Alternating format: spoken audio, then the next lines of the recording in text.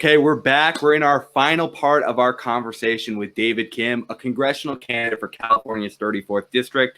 So far in our conversation, we've talked about, an update of how his campaign has been trying to get the, campaign message out there since this summer, since we last saw him. We got to talk about the value of protesting, and we got to talk about, what we need to be doing in our criminal justice system and to be addressing, how we handle drugs in America. But now we're on our third part of our conversation where we're going to be talking, a little bit more lighthearted stuff, more movement oriented, getting to know David's past a little bit more. And so, David, we alluded to this at the beginning of our conversation a little bit, that we have independent media often mimicking a little bit of how corporate media has been acting in terms of the stories that they've been covering. I'd love to ask, in your opinion, what do you think independent media needs to focus on more? Yeah, as that question immediately made me think of, oh my gosh, I forgot his name. I feel bad now. Actor from The Office. Steve Carell. He started this independent news Jim show. Halpert. Good news. Yes. What's his name? Yes, Some Good News. Yeah. Yeah. He started that, and it was so good to see and watch, because I know that for me, before being politically engaged again, I never wanted to watch the news, because every time you turn it on, it was always a Debbie Downer. Just with, and it's not to say that, like, do you want a news channel that just shows you fluffy animals and unicorns all the time? It's not that either. But in a variety of, I don't believe that CNN or MSNBC like that every second it's just horrible things that are happening, because that's what it seems to be. And when you have that constantly playing on our frequency, it affects you subconsciously and consciously, individually and mass as a people. And for those who might have grown up in the church or whatnot, where like it reminds you of like your pastor saying, don't watch those horror movies, it can get inside you. Like, I mean, I'm not saying that, but there's a certain kind of, I don't know, like a degree or some truth in that, in the sense of, when you're constantly watching negative stuff every day about horrible things going on, about how there's just doom and gloom, how does that affect your psyche? Like, what are we doing to protect it? And for me, given that I practice meditation and mindfulness, is where you put your focus is what becomes your reality. And so, and it's not to say that we should have then independent news media outlets that are covering just positive stories. I'm not saying that, but I think from there is a thread that we can discover and identify and say, oh, why is it that we're reporting on the same events that corporate media is reporting on? And if we are, why are we reporting it on a same angle? Or why are we reporting it with the same type of, I don't know what the correct word would be, but with the same critical heart, with the same critic perspective, with no positive conclusion or kind of workaround as to, oh, here are the next steps. And I understand that reporting and news is to be completely unbiased, but it's to also show things in the light that they are. And what's being shown currently today is not being shown in the light that they are. It's always with a twist and with a bias. And so I think that's something that we need to be aware of when we're doing our independent news media reporting as well, of, yeah, you might claim that saying this or portraying this might be going too far, but is that already being done? Just do it more. Do it the way that they would do. When in Rome, do as what they do, and play their game and do it better. And so I think there's ways to do that. And then also just in terms of whether it be like, and this is where I'm very appreciative of people like you, John, and people like Mike at the Humanist Report and TYT, is for you to focus on down ballot campaign races. Yeah, it's not your glamour and glitz of, oh, it's I don't know who you would say. It's not like I'm a Pelosi with all my matching pink earrings and pink dresses or whatnot, but what's to report on are the stories that I hear on an everyday basis on, and I mean, unfortunately not in person, but through online and digital means now, or the things that I'm hearing of what's happening in our communities, and spotlighting and showing that. And so I think what the protests have done also is it's allowed more news pieces and threads to report on for independent news media outlets. And so now we see corporate media catching on to those news releases that might happen, which is also a good improvement for independent news media. But also what needs to happen is there needs to be a fund for independent news media and writers, just like as there was back in the early 20s when that whole Writers Fund movement started. And that's how the history of, before that, LA didn't really have a history. It was through random memoirs. But since then, that's where LA also began to develop its own history. And so there really needs to be a focus on news media and journalism and independent news reporting as well, and allowing that to flourish again on the government's end. But what's their incentive? They don't have one, because corporate media is their partner, is their player, is their fam. So why would they try to support journalism and all of that when it would work against them? I agree with so much of what you've said here, David. There's a lot to unpack, but I'll start at the first part, which is you mentioned the some good news, whatever Jim Halpert's show is. I'll have to look it up afterwards. Yeah. And I wholeheartedly agree with you that there does need to be more positivity in our media. That was actually the foundational reason I even started this channel, is I had that exact same problem you did, which is like, yeah, I'm depressed all the time. All this is happening in the progressive space is saying, here's something someone dumb on the other side said, let's dunk on them. And it's not just progressive news. Obviously, I consume more of that, but it's all parts of independent media are just looking to have this like posturing contest of dunking on others. And I think it lacks a substance of, okay, it's great that you point out fallacies in their argument, but what happened now that I know this? Did you take a next step? How do I get involved? And so we really wanted to focus on making something a little bit more substantive. And you're absolutely right. There is a strong bias in media. As you said, they're supposed to be objective. And you know what? A story might sound objective, but there's also a concern of, well, what stories are you even covering in the first place? That's a subjective level of what news you choose to say is important and what is not. And so I think there's a lot of good in that last thing that you were talking about, this idea of a voucher program, because when you at least have news kind of more spread out, you're going to get more stories generally covered. And so, yes, there's going to be some problems with that in like trying to come to a consensus on what truth is. We acknowledge that. But I think it's better than having this version of media where you have so much consolidation, where it's, I think, 6 companies owning 90% of mainstream media right now. How are you ever going to get critical reporting on these organizations?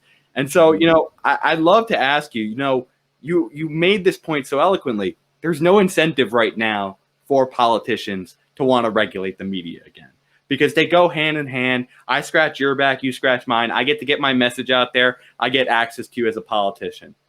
How do we try to, get our own people covered in that media? Or how do we build up independent media so that it can even compete with this kind of more corporate behemoth?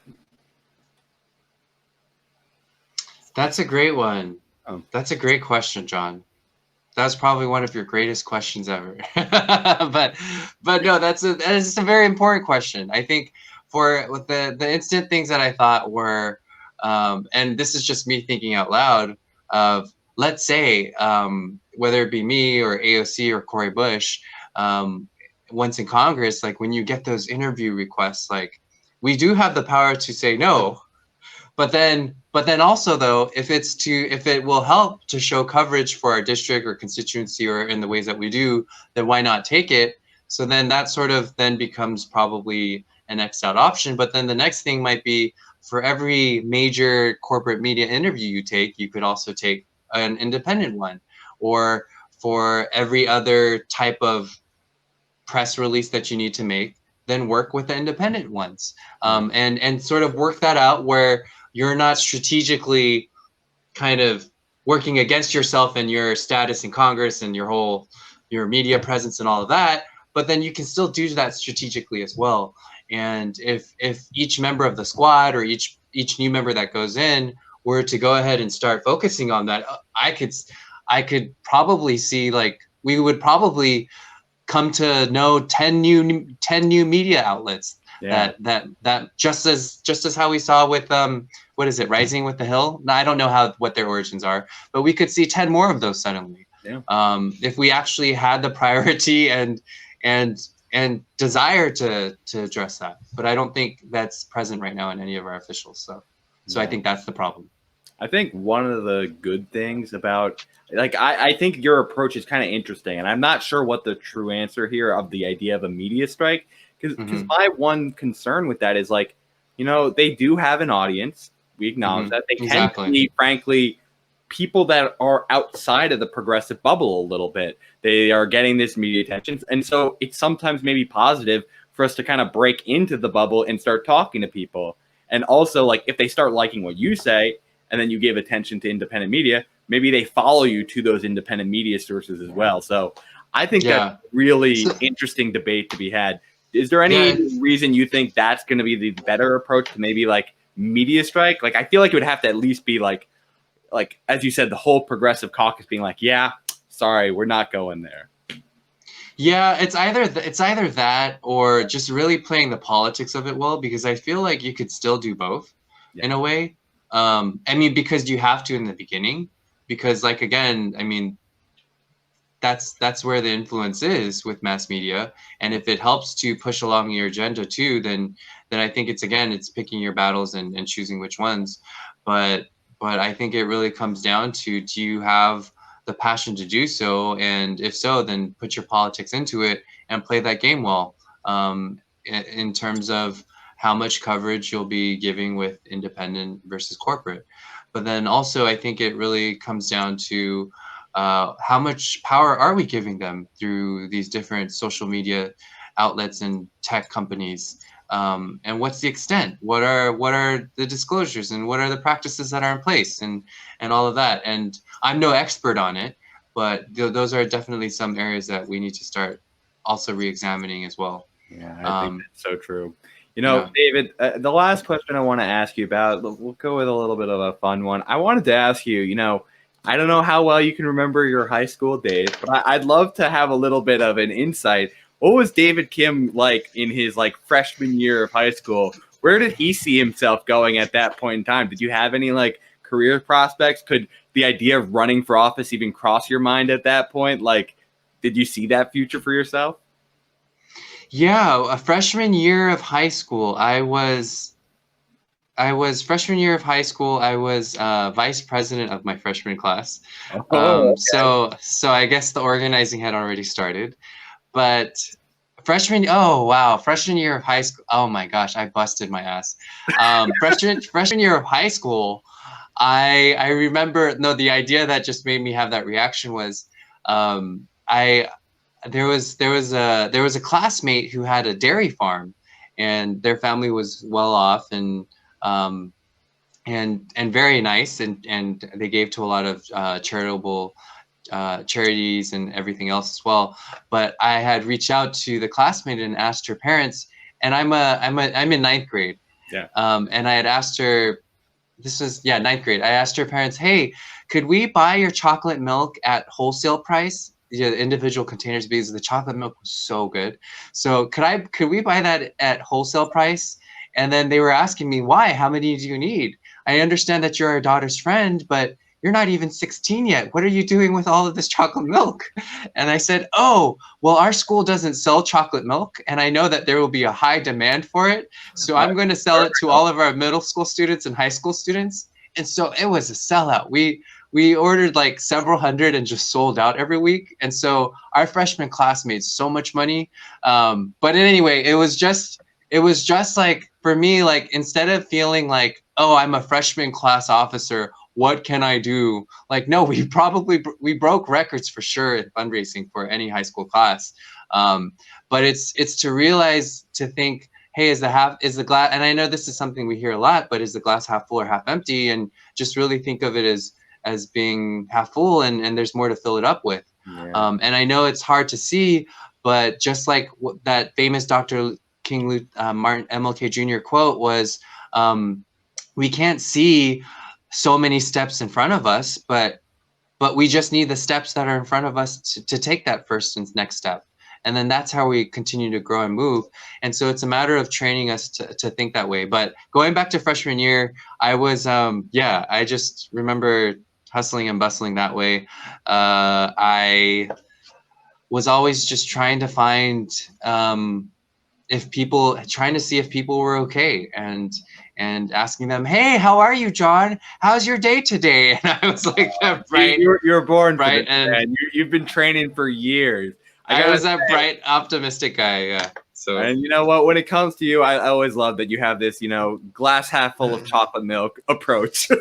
Yeah. I love that is the origin story of David. I certainly was not as active at that point, so kudos to you and giving the people what they want, which is some sweet, sweet chocolate milk. With that being said, there's a lot of chocolate milk you've offered the people today. They might want to get involved in the campaign.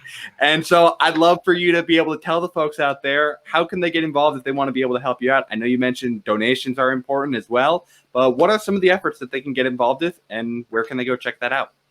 Yes. So davidkim2020.com. You can go to /volunteer or phone bank or a ground game, any of those combinations after the davidkim2020.com /. So we have phone banking currently on Wednesdays, 6:30 to 8, Saturday, 2 to 4. We're adding a couple days as well. If those date and times don't work for you, we can put you up with a training session, and then you can do it on your own. There's that. If you live in Los Angeles or live nearby, we have socially distanced check-ins at our office on Saturday and Sundays for ground game, putting up yard signs, prepping our mailer bundles throughout the week as well. So be sure to check that out. And then also just telling your family and friends who live in Los Angeles to go ahead and vote and to put out the word. And then lastly, donations. Yes. Well, David, Please. as always, man, it's been a pleasure, and we do hope everyone will get involved. It may seem far away in November, but oh boy, it snuck up on us. It's now 60 days. Is that what we're at now? We're at 54 days left. 54 days left. So yeah, yes. Let's get to it, guys. As always, David Kim's a good friend of the show, and so we do hope you will support him. And our network has endorsed him as well. So we really are wishing you the best of luck in the days ahead, David, and come back anytime when you want. Cool. Thank you so much, John. Thank you so much for watching today's episode of The Hill of Roses. We hope you enjoyed the conversation. If you did, please let us know by subscribing to our channel, liking today's video, and sharing the video with your friends. Also, if you want to be notified, please make sure you hit the bell when you subscribe. Finally, if you want to find more of our network's content, please go to thehillofroses.com. With that being said, we love y'all for helping the movement grow, and we hope you're staying rosy out there.